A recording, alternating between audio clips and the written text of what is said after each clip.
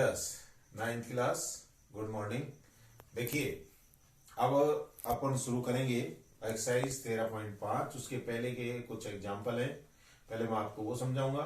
आप लोगों को सूत्र मैंने बताए थे, घनाभ और घन दो के बारे में बताया। अब देखिए, उन पर आधारित जो उदाहरण है वो मैं आपको बताता हूं। पहला उदाहरण क्या है, देखिए इसमें एक खुले मैदान में 10 मीटर लंबी एक दीवार का निर्माण करना है। यानी दीवार की लंबाई दे रखी है,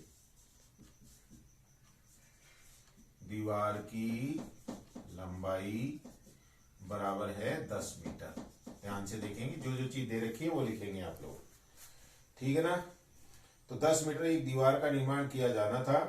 दीवार की ऊंचाई दे रखी है 4 मीटर, ऊंचाई बराबर है 4 मीटर, ठीक है ना। फिर इसके बाद में और उसकी मोटाई दे रखी है 24 सेंटीमीटर, मोटाई बराबर है 24 सेंटीमीटर, ठीक है ना।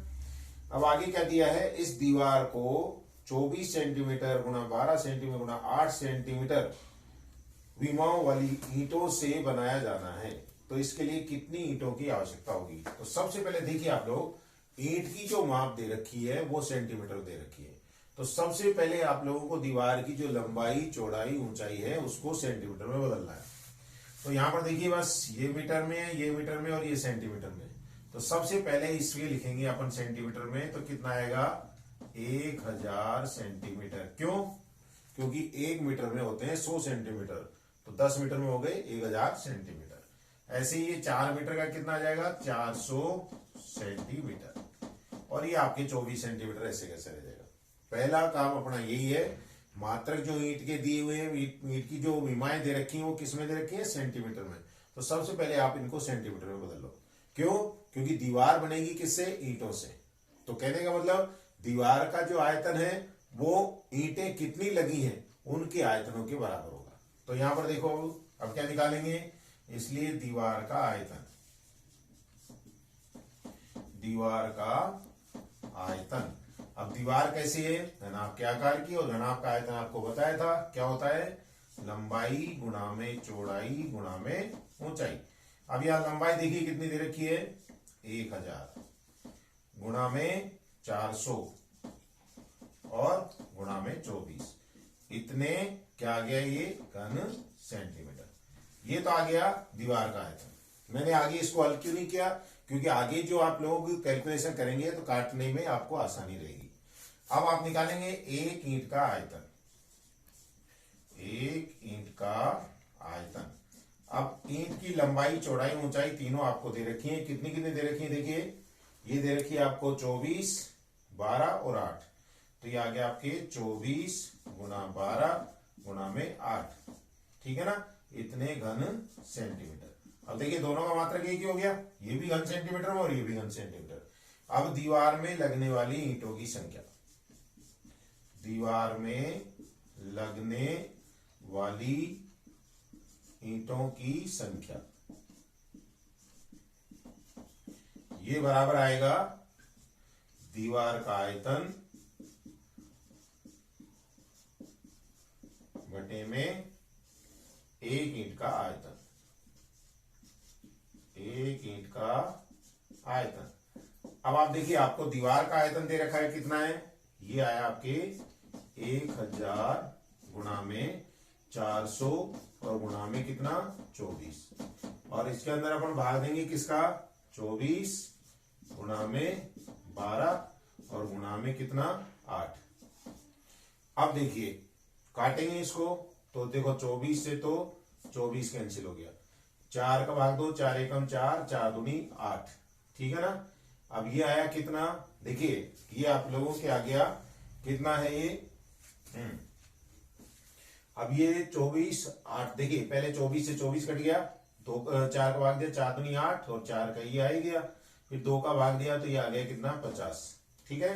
अब 4 का फिर भाग दो, तो 4 का भाग देंगे तो देखिए ये आए 4 3 12, और इसमें देंगे तो 4 दूनी 8 और 4 पंजे 20, 250।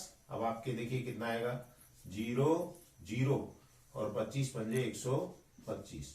अब इसके अंदर आपको 3 का भाग देना है, तो ये देखिए 3 चौका 12, 3 एकम 3, कितने बचे 2, 3 छिके 18 और 3 छिके 18, तो लगभग पूरी ईंटें जो लगेंगी वो कितनी आएंगी आपके 4167 ईंटों के लगभग लगेंगी। क्यों? क्योंकि पॉइंट लगा करके और भी भाग देंगे तो आप लोग देखिए कितने बार जाएगा। देखो 3 चौका 12, 3 एकम 3, 3 छिके 18, 2 बचे 3 छिके 18 और फिर 3 ये भी 6 बार गए, तो मतलब कुल ईंटें कितनी लग जाएंगी 4167 ईंटें। ये इसका आंसर आ जाएगा। ठीक है ना। तो इस तरीके से आप लोग ये निकाल लेंगे। अब इसके बाद में आता है आपके एक और उदाहरण है, वो और बता देता हूं। अब इसके बाद में जो दूसरा उदाहरण दे रखा है उसमें क्या है, पहले उसको समझेंगे फिर उसके बाद में उसको करेंगे।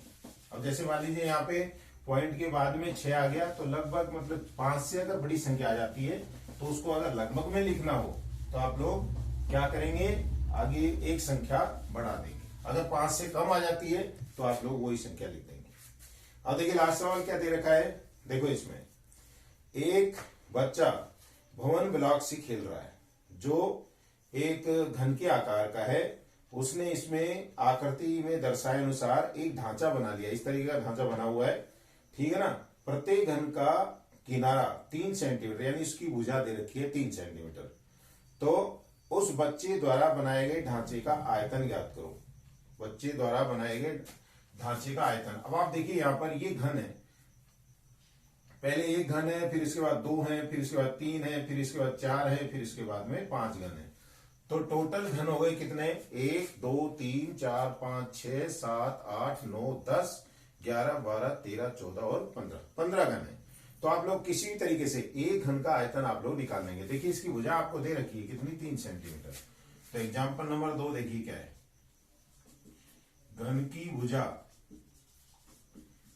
की भुजा बराबर दे रखी है 3 सेंटीमीटर।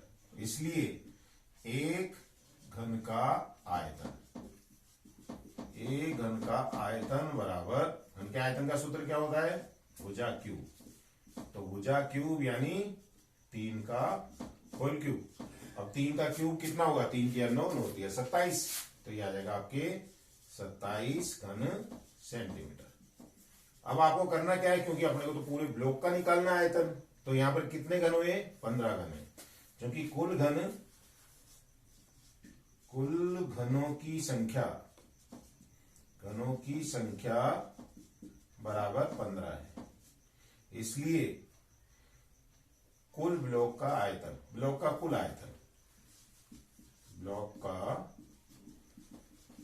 कुल आयतन यानी बच्चे द्वारा जो ब्लॉक बनाया गया है उसका कुल आयतन कैसे निकालेंगे, 27 को 15 से गुणा कर देंगे।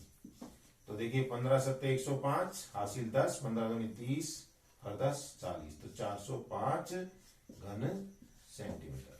तो इस तरीके से आपकी इस एक्सरसाइज में 2 उदाहरण थे, आप लोगों को बता दी गए हैं। आप लोग इनकी प्रैक्टिस करना, होमवर्क कर लेना, इसको कंप्लीट कर लेना। आगे जो सवाल है प्रश्नावली के वो कल बताए जाएंगे। धन्यवाद।